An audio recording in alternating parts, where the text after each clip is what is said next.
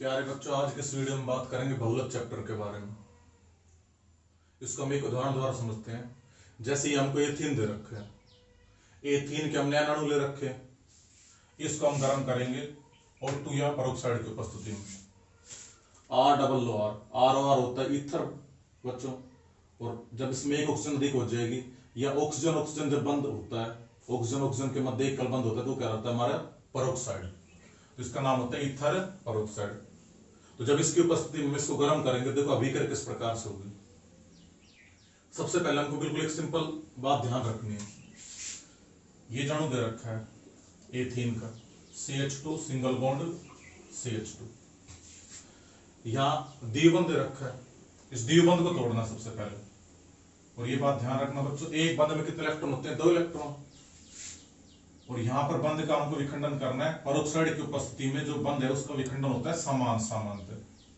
तो यहां जो ये जो द्विबंध है इसका विखंडन कैसा होगा? समांश। तो ये जो बंध दे रखा है, इस बंध में 2 इलेक्ट्रॉन है, तो इसके जो इलेक्ट्रॉन है दोनों कार्बन परमाणुओं पर समान रूप से वितरित हो जाएंगे।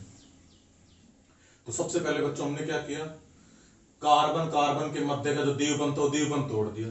एक इलेक्ट्रॉन इस कार्बन के पास में आ गया, एक इलेक्ट्रॉन इस कार्बन के पास में आ गया, क्योंकि एक बंध में 2 इलेक्ट्रॉन थे, हमने बंध का विखंडन कर दिया कैसा? समांश। अब क्या होगा, इस कार्बन के पास में एक मुक्त इलेक्ट्रॉन है, या तो इस इलेक्ट्रॉन का मुक्त बोल दो या इस इलेक्ट्रॉन को हटा दो और एक बंध मुक्त कर देंगे। ऐसे यहां देखो, इस कार्बन के पास में एक मुक्त इलेक्ट्रॉन है, इस इलेक्ट्रॉन को हटाना है और एक बंध मुक्त कर देना। ठीक। अब एथीन कितने अणु है? N। तो यहां कितने अणु जोड़ देंगे? ब्रैकेट करके N अणु। तो ये तो बच्चों हमारा एथीन था, इससे ये हमारा क्या बन गया? पॉलीथीन या पॉलीएथीन बोल दो, पॉलीथीन या पॉलीएथीन बन गया। तो हमने सबसे पहले बच्चों एथीन लिया था, इससे क्या बनाया फिर हमने? पॉलीथीन। तो यहीं से बहुलक की परिभाषा निकल जाएगी। बहुलक होते क्या हमारे? तो जो हमारे बहुलक है,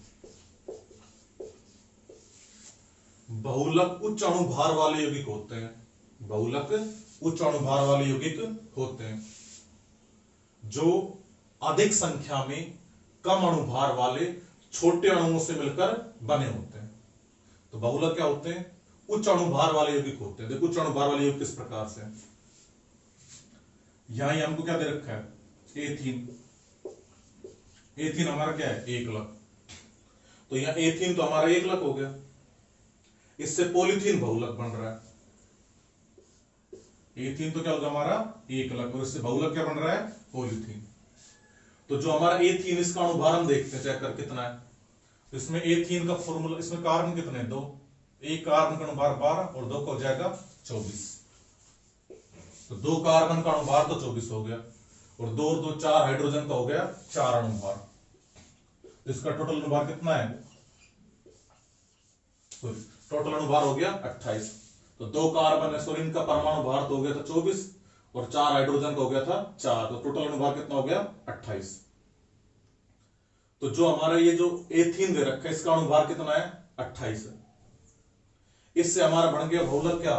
पॉलीथीन। और बनाने का तरीका दोबारा देख लें, बिल्कुल सिंपल सा है। ये दे रखा था हमको CH2 डबल बॉन्ड CH2, यहां से ये बंध तोड़ना है, दोनों कार्बन पर एक इलेक्ट्रॉन करना है जिन दोनों के बीच में द्विबंध था। फिर एक इलेक्ट्रॉन मुक्त बोल दो या एक बंध मुक्त कर दो यहां पर, या इसको एक मुक्त इलेक्ट्रॉन बोल दो या एक बंध मुक्त कर दो। और कितने अणु जोड़ने हैं? N अणु। उसके बाद इसका अणुभार आया था हमारा कितना? 28। उसके बाद यहां बन गया पॉलीथीन, तो इसका एक अणुभार 28 था, या इसे कितने अणु जुड़ गए? N अणु। मान लेते हैं N बराबर हमारा 1000 है, तो N का मान हमने कितना मान लिया? मान लो 1000 है, यानी कि सब अभिक्रिया में हमारे कितने अणु भाग ले रहे हैं? 1000 अणु भाग ले रहे हैं। तो यहां एकलक का अणुभार तो 28 था, जब बहुलक बना तो बहुलक का अणुभार कितना हो गया? 28 इंटू 1000, तो कितना हो गया? 28000। तो जो हमारा बहुलक बना उसका अणुभार कैसा? 28000, जो बहुत अधिक है। और एकलक का अणुभार कैसा है? बहुत कम है। इसलिए दोबारा ध्यान सुनना है बहुलक की परिभाषा। बहुलक क्या होते हैं हमारे? उच्च अणुभार वाले यौगिक होते हैं। तो बहुलक का अणुभार उच्च होता है, तो बहुलक हमारे उच्च अणुभार वाले यौगिक होते हैं जो अधिक संख्या में अधिक संख्या मतलब यहां पर n का मान हमने कितना ले लिया 1000, ये और भी ज्यादा हो सकता है। तो जो अधिक संख्या में कम अणुभार वाले, तो इसका अणुभार बहुत कम है, अणुभार कितना है इसका 28, तो ये बहुत कम इसकी तुलना में, 28,000 की तुलना में तो बहुत कम है, 1000 गुना कम है। तो जो अधिक संख्या में, यानी कि 1000 की संख्या जो बहुत अधिक है, अधिक संख्या में कम अणुभार वाले, अणुभार से 28 कम है, तो कम अणुभार वाले छोटे अणुओं से मिलकर बने होते हैं। तो ये छोटा अणु है, इसका अणुभार कम है, तो क्या कहलाते हैं बहुलक। तो बहुलक क्या होते हैं, उच्च अणुभार वाले यौगिक होते हैं जो अधिक संख्या में कम अणुभार वाले छोटे अणुओं से मिलकर बने होते हैं, क्या कहलाते हैं बहुलक। और वे सरल अणु जिनकी पुनरावृत्ति द्वारा बहुलक का निर्माण होता है क्या कहलाते हैं एकलक। तो ये जो हमारे सरल अणु है जिनकी बार बार पुनरावृत्ति, यानी कि इसकी अगर हम 1000 बार पुनरावृत्ति करेंगे तो ये हमारा पॉलीथीन बना, क्योंकि यहां पर n की वैल्यू कितनी थी 1000। तो एकलक क्या होते हैं, ये कम अणुभार वाले छोटे अणु होते हैं जिनकी बार बार पुनरावृत्ति द्वारा किसका निर्माण होता है, बहुलक का निर्माण होता है। इन्हें हम क्या कहते हैं, एकलक कहते हैं। और एकलक है तो ये तो हमारा तीर निशान इधर, तो हमारे एकलक कहलाते हैं। तो एकलक है, एकलक से ये जो बहुलक बन रहा है, तो पॉलीथीन हमारा क्या है बहुलक। तो ये हमारा एकलक था, एकलक से पॉलीथीन हमारा क्या बन गया बहुलक। तो एकलक है, इससे बहुलक है बनने की जो प्रक्रिया है ये हमारी क्या कहलाती है, बहुलकीकरण। क्या कहलाती है बच्चों, बहुलकीकरण। तो एकलक अणु से बहुलक अणु बनने की प्रक्रिया बहुलकीकरण कहलाती है। उसके बाद में किसी बहुलक के निर्माण में, ये हमारा बहुलक बन रहा है, तो किसी बहुलक के निर्माण में जितने एकलक अणु भाग लेते हैं, तो यहां कितने एकलक अणु भाग ले रहे थे 1000, इसे हम कहते हैं बहुलकीकरण की मात्रा। तो किसी बहुलक के निर्माण में जितने एकलक अणु भाग लेंगे वो हमारी कहलाएगी बहुलकीकरण की मात्रा। तो यहां पर इसकी मात्रा कितनी, ये क्या है हमारी बहुलकीकरण की मात्रा। तो यहां पर कितने रखिए 1000। तो ये छोटे छोटे शब्द आते हैं बच्चों, इनको ध्यान रखना। उसके बाद हम पढ़ेंगे, तो ये बात तो आपसे बच्चों समझ में आ गई, बहुलक का अणुभार बहुत अधिक होता है और जिन सरल अणुओं से ये बनेंगे उन्हें हम कहेंगे एकलक। और एकलक से बहुलक बनने की प्रक्रिया बहुलकीकरण। किसी बहुलक के निर्माण में जितने एकलक अणु भाग लेते हो बहुलकीकरण की मात्रा। उसके बाद है बच्चों बहुलकों का वर्गीकरण, क्लासिफिकेशन ऑफ पॉलीमर। तो अब हम पढ़ेंगे बहुलकों का वर्गीकरण। बहुलकों का वर्गीकरण, बहुलकों के वर्गीकरण में पहला जो वर्गीकरण दे रखा है बच्चों को, दे रखा है उद्गम या स्रोत के आधार पर वर्गीकरण।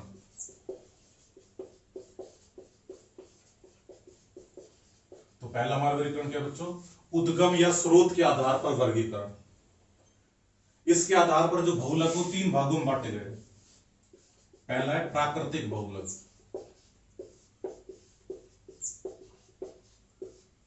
सेकंड है बच्चों अर्ध संश्लेषित बहुलक,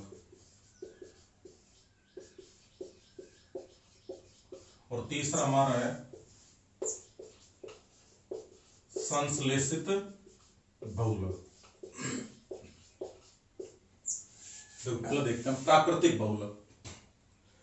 उद्गम का मतलब क्या होता है, उद्गम या स्रोत। उद्गम मतलब जहां से उत्पत्ति हुई है, स्रोत मतलब जहां से प्राप्त होता है, इसके आधार पर हम पढ़ रहे हैं। तो प्राकृतिक बहुलक जैसे नाम से स्पष्ट है, प्राकृतिक बहुलक तो वे बहुलक जो प्रकृति द्वारा निर्मित होते हैं या प्रकृति द्वारा हमको प्राप्त होते हैं, कौन से बहुलक कहलाते हैं, प्राकृतिक बहुलक। जैसे हमारा क्या आ गया प्राकृतिक रबर, जो हमें रबर का जो पेड़ है हेविया ब्रेसिलियंसिस उससे प्राप्त होता है।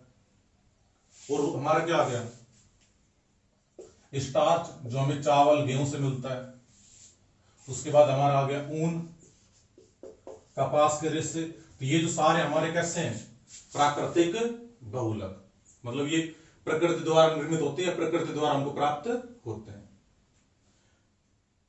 दूसरा कैसे अर्ध संश्लेषित बहुलक। देखो अर्ध संश्लेषित इसका मतलब क्या है, मतलब आधे संश्लेषित, तो वे बहुलक जो हमें प्रकृति द्वारा प्राप्त होते हैं, वे बहुलक जो हमें प्रकृति द्वारा प्राप्त होते हैं, परंतु मानव द्वारा इनके गुणों में आवश्यक सुधार किए जाते हैं, अर्ध संश्लेषित बहुलक कहलाते हैं। तो प्रकृति द्वारा प्राप्त होंगे और मानव द्वारा गुणों में आवश्यक सुधार किए जाएंगे, तो वो हमारे कहलाएंगे अर्ध संश्लेषित बहुलक।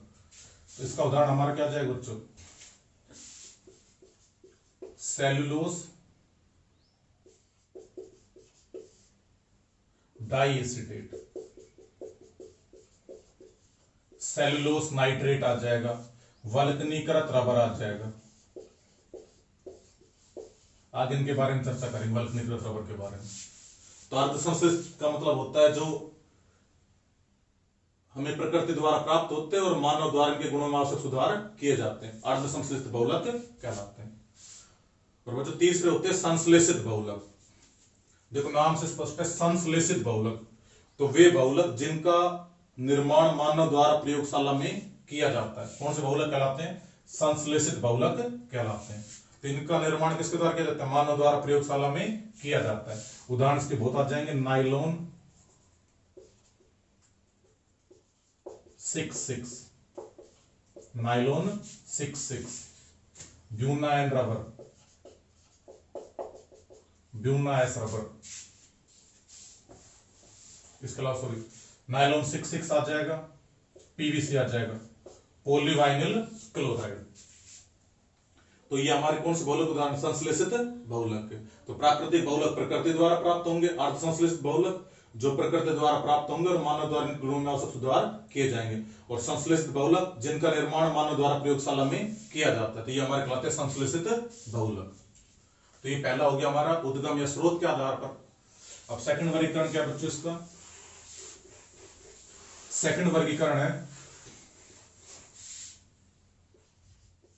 संघटक इकाइयों के आधार पर वर्गीकरण। तो नाम से स्पष्ट है, संघटक इकाइयों के आधार पर वर्गीकरण। मतलब क्या है इसका, संघटक मतलब किनसे से मिलकर के ये बने हुए हैं, इनका संगठन क्या है। तो इसमें पहला आता है हमारा समबहुलक, और सेकंड आता है विषम या सहबहुलक, विषम या सहबहुलक।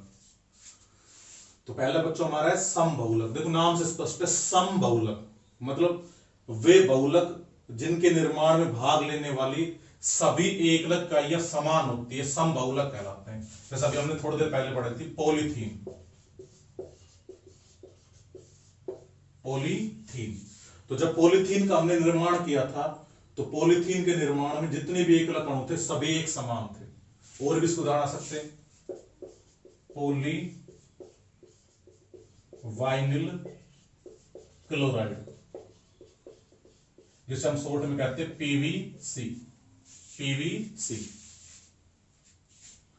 तो पहले बात इसकी चर्चा कर लेते हैं पॉलीवाइनिल क्लोराइड की। CH2 डबल बॉन्ड CH, ये जो हमारा ग्रुप होता है ये होता है वाइनिल ग्रुप। क्या होता है, वाइनिल ग्रुप। तो वाइनिल के साथ अगर हम Cl जोड़ देंगे इसका नाम होता है वाइनिल क्लोराइड। तो इसका सामान्य नाम क्या होता है, वाइनिल क्लोराइड। और आईपीएस नाम 1-क्लोरोएथीन। तो ये हमारा वाइनिल क्लोराइड हो गया। तो इसका नाम क्या होगा, वाइनिल क्लोराइड। इसके हमने एन अणु ले लिए, कितने अणु लिए बच्चों, एन अणु। तो वाइनिल क्लोराइड के हमने एन अणु लिए। अब देखो इसमें क्या होगा, कार्बन कार्बन के बीच का वही द्विबंध तोड़ना है हमको। तो CH2 सिंगल बॉन्ड CH, यहां पर आ गया Cl। उत्प्रेरक याद रखना बच्चों, O2 या परोक्साइड और टेम्परेचर। तो होगा क्या, इसमें कार्बन कार्बन के मध्य एक द्विबंध तोड़ दिया, और जिन दो कार्बन ने बंध बना रखा था पहले इस प्रकार से थे द्विबंध, ये बंध हमने तोड़ा, एक बंध में 2 इलेक्ट्रॉन थे। तो जिन दो परमाणुओं ने बंध बना रखा था दोनों पर समान रूप से इलेक्ट्रॉन का वितरण करना है। तो इस बंध के जो 2 इलेक्ट्रॉन थे, जिन 2 परमाणुओं ने बंध बना रखा था दोनों पर इलेक्ट्रॉन समान रूप से आ गए। अब इसको या तो एक मुक्त इलेक्ट्रॉन बोल दो, इस इलेक्ट्रॉन को हटाकर एक बंद हम मुक्त कर देंगे। इसी प्रकार से यहां से एक इलेक्ट्रॉन हटाना और एक बंद मुक्त करना है। और कितने अणु जोड़ने? एन अणु। तो ये तो हमारा क्या था? Vinyl chloride. ये बहुलक बन गया। बहुलक के नाम से पहले केवल पोली शब्द लगाना है हमको। तो ये वाइनिल क्लोराइड, इसका नाम क्या हो जाएगा? पोली वाइनिल क्लोराइड। तो ये हमारा हो गया पोलीवाइनिल क्लोराइड। अगर बच्चों हम इसको ध्यान से देखें तो जो हमारा वाइनिल क्लोराइड है उसे कितने अणु है? एन अणु। और वो हमारे क्या? हमारा पोलीवाइनिल क्लोराइड। तो इसमें एन का मान मैंने रख दिया 1000 बच्चों। तो यहां जब ये बहुलक बनेगा तो जितने भी ये एन है वो सारे एक समान है, वाइनिल क्लोराइड। मतलब इसमें 1000 अणु वाइनिल क्लोराइड के मिलकर के पॉलीवाइनिल क्लोराइड का निर्माण करते हैं। और कोई इसके अलावा कोई एक अलग अणु और नहीं होगा। तो जो बहुलक, समबहुलक क्या होते हैं? वे बहुलक जो एक ही प्रकार के एक अलग इकाइयों द्वारा मिलकर बने होते हैं, वो क्या कहलाते हैं? हमारे समबहुलक। जैसे वाइनिल क्लोराइड से पॉलीवाइनिल क्लोराइड का निर्माण। प्रश्न ऐसे पूछ सकता है कि पीवीसी की संरचना बनाइए, तो भी यही बना करनी बच्चों। पीवीसी की ये संरचना ध्यान रखना, ये वाली संरचना नहीं। ये कह देगी पॉलीवाइनिल क्लोराइड या पीवीसी को बनाने की एक समीकरण लिखो, तो ये समीकरण आ जाएगी पूरी कंप्लीट। प्रश्न याद आ जाएगी पॉलीवाइनिल क्लोराइड के एक अलग अणु का नाम लिखिए, तो वाइनिल क्लोराइड आएगा। ध्यान रखना इस बात का। प्रश्न याद है ना, पॉलीवाइनिल क्लोराइड या पीवीसी के एक अलग अणु का नाम लिखिए, तो वो आएगा वाइनिल क्लोराइड। और ये आ जाए प्रश्न पीवीसी बहुलक बनाइए, तो बहुलक ही है। तो ये हमारा हो गया सम बहुलक। दूसरा देखो बच्चों, इसके बाद जो सेकंड आएगा हमारा, वो दे रखा है विषम या सहबहुलक। तो विषम या सहबहुलक के उदाहरण आ जाएंगे हमारे ब्यूना एन और ब्यूना एस। ये दोनों रबर। तो पहले हम बात करते हैं ब्यूना एन की। तो जो हमारा ब्यूना एन रबर है उसका निर्माण 1,3 ब्यूटाडाइन और एक्रिलोनाइट्राइल से मिलकर बना होता है। तो ये तो हमारा बच्चों क्या हो गया? 1,3 ब्यूटाडाइन और इसका नाम क्या होता है? एक्रिलोनाइट्राइल। अब इन दोनों से हमको बनाना है। देखो बनाने का तरीका बिल्कुल आसान है। ध्यान से बनाना किस प्रकार से। सबसे पहले इसमें जितने भी हमको द्विबंध दे रखे हैं वो बस द्विबंध तोड़ने हैं। तो यहां से ये वाला बंध तोड़ना है, द्विबंध। और जिन दो परमाणुओं के बीच में द्विबंध बना हुआ है उन सबके पास में एक एक इलेक्ट्रॉन कर देंगे। इन दोनों के बीच में एक द्विबंध था, तो ये द्विबंध तोड़ दिया। यहां एक द्विबंध था, इस द्विबंध को हमने तोड़ा। एक इलेक्ट्रॉन इस कार्बन के ऊपर आ गया, इस कार्बन पर। ऐसे ये वाला द्विबंध, इसको भी हम तोड़ देंगे। एक इलेक्ट्रॉन इस कार्बन के पास में आ जाएगा और एक इस कार्बन के पास में आ जाएगा। ऐसे यहां से द्विबंध दे रखे, इस द्विबंध तोड़ देंगे। एक इलेक्ट्रॉन इस कार्बन के पास में आ जाएगा और एक इलेक्ट्रॉन इस कार्बन के पास में आ जाएगा। तो इस प्रकार से जितने भी द्विबंध थे हमने सारे द्विबंध तोड़ दिए। उसके बाद अब ध्यान सुनना बच्चों, यहां इस कार्बन के पास में एक इलेक्ट्रॉन मुक्त है, इस इलेक्ट्रॉन को हटा दो, मुक्त इलेक्ट्रॉन एक बंद इस प्रकार से मुक्त कर देंगे। ऐसे यहां देखो इस कार्बन के पास में एक मुक्त इलेक्ट्रॉन है, इस मुक्त इलेक्ट्रॉन को हटा देंगे और बंद इस प्रकार से पूरी कर देंगे। अब इस कार्बन का एक इलेक्ट्रॉन और एक इलेक्ट्रॉन इस कार्बन का, दोनों आपस में बंद बना देंगे। ऐसे ही इस कार्बन का एक इलेक्ट्रॉन और एक इलेक्ट्रॉन इस कार्बन का, दोनों आपस में बंद बना लेंगे। अब दोनों तरफ इस प्रकार से ब्रैकेट लगाकर कितने अणु जोड़ देंगे? एन अणु। तो ये हमारा क्या बन गया? Buna N rubber. इसको ब्यूना एन क्यों बोलते हैं? क्योंकि इसमें जो हमारा 1,3 ब्यूटाडाइन है, इसके अलावा क्या होता है? एक्रिलोनाइट्राइल। तो नाइट्राइल में एन आता है, इसलिए इसको नाम दे दिया ब्यूना एन। आप इसको ऐसे बोल सकते हैं acrylonitrile butadiene rubber. Acrylonitrile butadiene rubber भी बोल सकते हैं, या शॉर्ट में बोलते हैं इसको ब्यूना एन। और याद कैसे रखोगे? नाइट्राइल, नाइट्राइल में एन आता है, तो एन ब्यूना एन वाले में नाइट्राइल आएगा। तो ये तो हमारी किसकी बात हो गई? ब्यूनाइन रबर की। तो ध्यान रखना, अगर हमसे पेपर में पूछ ले कि ब्यूनाइन रबर बनाइए, तो ये ब्यूनाइन रबर इस प्रकार से बना के आना है। और ये पूछ ले कि ब्यूनाइन रबर के एकलक अणुओं के नाम लिखे, तो 1,3-ब्यूटाडाइन और एक्रिलोनाइट्राइल। और इनके ब्यूनाइन रबर के एकलक अणुओं के संरचना सूत्र पूछ ले, तो 1,3-ब्यूटाडाइन, तो ये हो गया CH2 double bond CH, CH double bond CH2 plus में।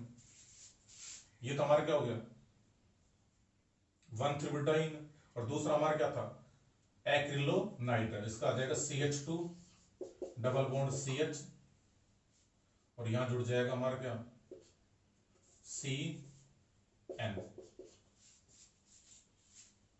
दूसरा हमारा कौन सा रबर है ब्यूना एस रबर। अब देखो ब्यूना एन और ब्यूना एस में कोई ज्यादा अंतर नहीं है। ब्यूना एस में क्या होगा 1,3-ब्यूटाडाइन, इसके साथ में एक्रिलोनाइट्राइल के स्थान पर आ जाएगा स्टाइरिन। क्या आ जाएगा स्टाइरिन। तो इसका तो सामान्य नाम क्या होता है एक्रिलोनाइट्राइल। और अगर यहां CN के स्थान पर हम क्या जोड़ दें C6H5, तो इसका नाम बच्चों क्या होगा स्टाइरिन। क्या नाम होगा स्टाइरिन। तो दोनों में ज्यादा अंतर नहीं है। अगर यहां CN है तो एक्रिलोनाइट्राइल, यहां C6H5 है तो स्टाइरिन। और स्टाइरिन में S आता है, इसलिए इसको हम ब्यूना एस रबर बोलते हैं। क्या बोलते हैं ब्यूना एस। तो यहां पर जहां CN है, यहां पर क्या जाएगा C6H5। तो अब ये कौन सा रबर बन गया हमारा स्टाइरिन ब्यूटाडाइन रबर या ब्यूना एस। तो ब्यूना एन और ब्यूना एस में केवल यहां पर अंतर आएगा बच्चों। तो एक याद रख लेना, दूसरा अपने आप याद हो जाएगा। अब इसमें ध्यान देना, हम पढ़ रहे थे समबहुलक, जिसमें पॉलीथीन और पॉलीवाइनिल क्लोराइड उदाहरण आ गए थे। और दूसरा क्या था विषम या सह बहुलक। तो विषम का मतलब क्या होता है जिनमें भाग लेने वाले जो एकलक अणु है वो एक से अधिक प्रकार के हो। तो यहां एन अणु इसके और एन अणु इसके मान लो, या इसके एन हो सकते हैं, इसके एन मान लिया, इसके एक्स इसके वाई, इससे कोई फर्क नहीं पड़ेगा। तो यहां जो एकलक अणु अलग अलग प्रकार के हो गए, दो एकलक अणु हो गए, दो प्रकार के एकलक अणु हो गए। इसलिए हमारा क्या विषम या सह बहुलक। सह मतलब साथ साथ, यानी कि दो अणु या तीन अणु या चार अणु एक साथ अभिक्रिया करके और बहुलक का निर्माण करते हैं। और सम मतलब एक प्रकार के। तो इस बात का ध्यान रखना, ये हमारे क्या संगठित इकाई का धातु वर्गीकरण कितने प्रकार का होता है दो प्रकार का, सम बहुलक और दूसरा विषम या सह बहुलक। आगे के वर्गीकरण की चर्चा हम नेक्स्ट वीडियो में करेंगे। धन्यवाद।